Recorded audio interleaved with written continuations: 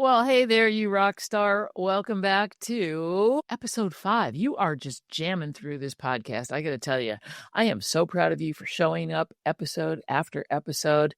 This is the way you get ahead, my friend. All right, welcome back to podcasting for real estate professionals. Today, episode 5, we're going to talk about content pillars that convert. What you need to talk about on your podcast. This is where the juicy stuff happens.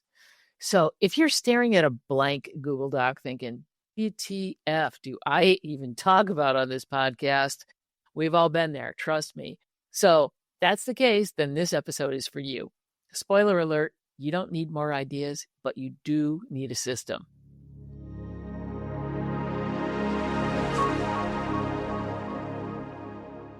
It's me, Sue Willoughby, and I'm back. And today we are building your content game plan.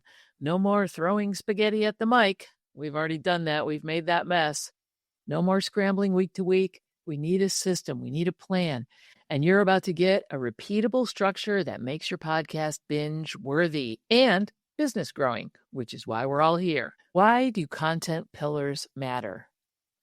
When your content sits on top of solid pillars, you're more strategic, you're more consistent, and you always know what you're going to say next. This is how you become known for something. Because when your listeners think, I need help with X, your name should come to mind before Google even, okay? Especially in the realm of real estate, because that's why you're here. You're a real estate professional and you know your stuff, and they should think of you first. So 3 to 5 pillar rule is what we're going to work on here.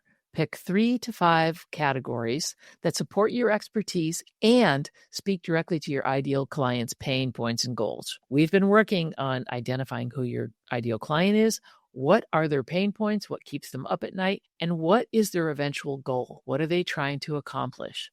So here's how we're going to break it down. First of all, have a personal story or something behind the scenes. People love stories. People love to connect with the person behind the content. Who are you? What is your personal story?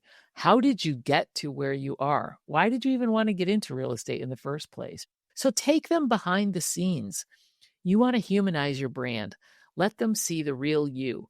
Talk about some challenges or funny client moments or whatever the mess is behind the magic. Because they see you, they don't know your real story. It doesn't hurt to be a little bit human. They want to know that you're going to help them with their struggles. They want to know that, you have been through a journey yourself. That way you can be more relatable to them. Buyer seller education is another great content pillar, as long as you don't sound like everybody else. So teach what they don't know, but what they need to know. If it's a listing, teach them how to prep a house. A lot of people think they know. They may have been watching a lot of real estate shows on TV, but you can put your own spin on that. What to ask the lenders and the truth about contingencies. What are contingencies anyways? Another thing is, what the heck is escrow? A lot of people don't even know that. So there's lots of buyer-seller education that you can do. And it should be, short, powerful, practical, and fun. Make it fun, especially if that's your jam. If you're a funny, easygoing, easily relatable person, make your content the same, even when it's something that might be a little bit more on the dry side. Also, local market intel is another great pillar. You can do community spotlights. You can talk to community leaders, business owners. Here's the thing. If you are focusing on a specific area, and it might be a neighborhood inside a larger city or something, maybe you specialize in a niche within your city, or it may just be you're in a smaller town. Get to know the people behind your local neighborhood. Go to the farmers markets, talk to the business owners so that you can speak in a way that makes you a community expert. Do walkthroughs, do local spotlights. You want to be the go-to resource for your community. Be the one that knows what's happening, what the restaurants are, the schools, the events. This creates also really cool shareable content. Another important pillar is mindset and motivation. especially if you're working with first-time home buyers. Let's face it, the market is scary. There's a lot going on. Things happen really quickly. Things are competitive, and they may be afraid to even stick their toe in the pond because so many things are so intimidating, and it's a big deal. This is a really huge first-time investment, and they have a lot of apprehension. So make them feel comfortable. Talk about fear and trust and decision making and stress. Let them understand that you know what they're going through and that you are the person to support them on their first time home buying excursion. It's a journey and you are there to support them. You're there to guide them. You're the calm voice in the middle of all this chaos. So that's a really good way to look at it. Same thing with listings. If someone has been in their home for a really long time, it's going to be difficult for them to be like, oh my God, I have so much stuff in this house. I don't know what to do. I don't know where to start. That is a different kind of overwhelm than what first-time homebuyers are experiencing. So if you are a listing specialist, let people know that you are the person to list their home and why. Another good content pillar is industry insights and hot takes. This is not just generic messaging. This is like what you personally think about interest rates, what you think about Zillow and iBuyers and all of these things that are market insights and market trends. Don't be afraid to share your point of view. Just don't get preachy. What you're doing is you're sharing an opinion. You can state the fact and then you can give your opinion on it because then they'll be like, oh, that's really interesting. I never thought about that. Thank you for bringing that to my attention. Here's a good thing when you're doing a check on a content pillar. Ask yourself this. Does this pillar help my audience make a decision faster? Does it help build trust? Does it position me as the obvious choice? So if you ask yourself those three questions, that's a really good way to gauge whether this content pillar is going to, help serve your clients better. So I want to know, does it help them make a decision faster? Does it build trust? And does it position you as the obvious choice? If the answer is no, then ditch it or rework it. We're not here to fill airspace. There's lots of people out there doing that. You're here to help move your clients in the right direction and also move them to take action and hire you as an agent. Each of your episodes should hit on one of those content pillars that you have decided to shape your podcast around. Rotate them through. You don't have to get stuck in any one content pillar and exhaust it. Rotate them through because people want to get different types of knowledge. Maybe one content area is not going to resonate with them, but they're like going to tune in again. They're like, oh, okay. Or they're going to go back and look at your previous episodes and find stuff that they need to know about. You can also repeat with new angles. So think of it in seasons, not silos. Like, oh, I need to talk all just about lending. You can also have guests on your show. So for example, if you're doing community piece, interview some local business owners.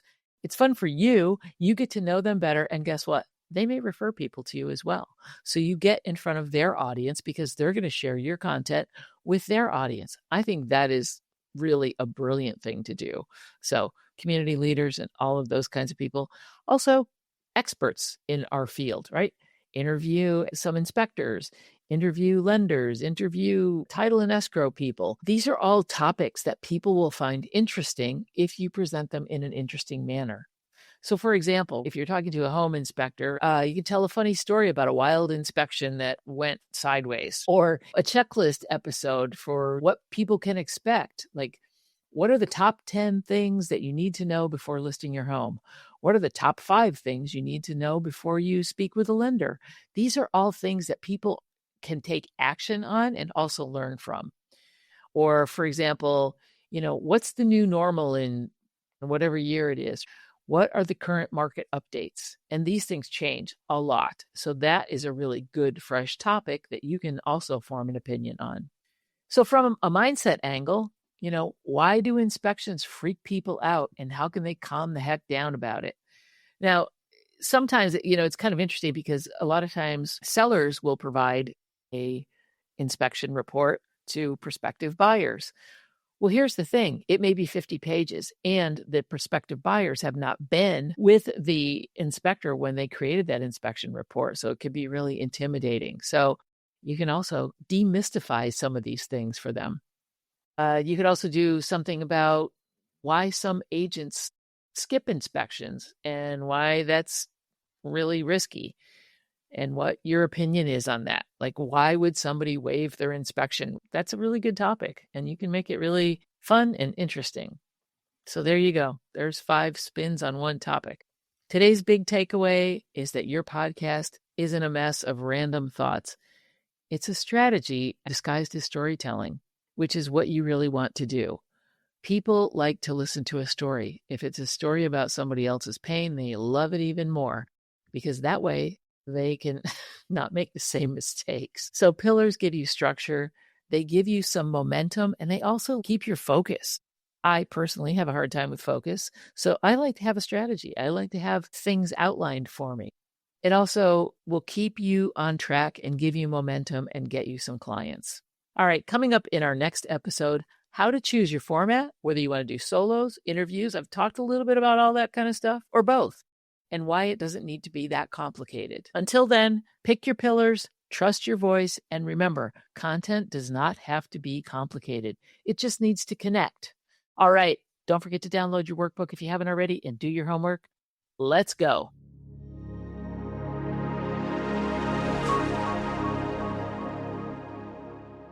If you're nodding along but not really writing stuff down, then you're only getting half of the value.